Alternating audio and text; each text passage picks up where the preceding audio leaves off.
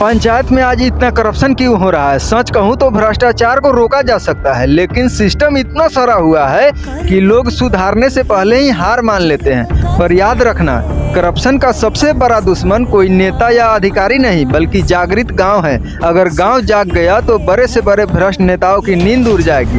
हमारा नियम सीधा है, पंचायत का करप्शन कभी ऊपर से साफ नहीं होगा।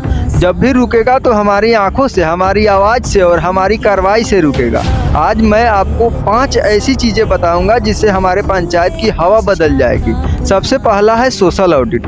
सोशल ऑडिट का मतलब है कि गांव वाले खुद चल कर देखें कि काम हुआ या नहीं और किस मजदूर का पैसा मिल रहा है। आपको क्या करना है? आपको मनरेगा के काम की जगह पर जाकर खुद हाजिरी को देखना है कि कौन सा मजदूर वास्तव में आया हुआ है या अनुपस्थित है, और इसकी शिकायत हमें क्या करना है? तो वीडियो या डीपीसी को करना है। और दूसरा तरीका है ई मास्टर रोल और ऑनलाइन पेमेंट चेकिंग। आज हर मजदूर का पैसा डायरेक्ट बेनिफिट ट्रांसफर डीबीटी के माध्यम से ऑनलाइन आता है और उसका रिकॉर्ड सारी वेबसाइट पर दिखाई जाती है। आपको क्या करना है? किसी भी साइबर कैफे या अपने फ़ोन से ही मनरेगा के आधिकारिक वेबसाइट पर जाकर ई मास्टर रोल को चेक करें।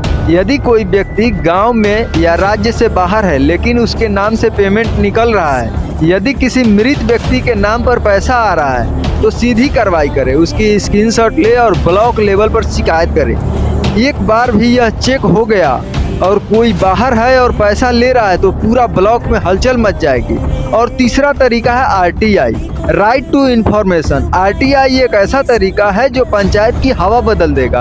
आपको क्या करना है? तो आपको 10 रुपये फीस देकर आरटीआई लगा सकते हैं और पिछले 5 सालों के पंचायत में हुए किसी भी काम की फाइल, एस्टीमेट, भुगतान रिकॉर्ड और बिल की कॉपी मांग सकते हैं। तो जब सचिव या मुखिया को पता चलेगा कि आरटीआई लगा है तो उन्हें सारे कागजात सही करने पड़ेंगे और वह रंगे हाथ पकड़े जा सकता है। अब यह नियम है कि हर पंचायत में पंचायत भवन पर लगे बोर्ड पर सभी निर्माणाधीन और पूर्ण हो चुके कार्यों का विवरण देना, जिसका तारीख और लागत और ठेकेदार का नाम उस पर लिखा हुआ होना चाहिए और यह अनिवार्य है। जानकारी चिपकाई नहीं गई है या गलत चिपकाई गई है तो इसकी शिकायत करें। शिकायत कहाँ करना है? तो आपको डीपीआरओ, जिला पंचायती राज पदाधिकारी को इस शिकायत कर सकते हैं।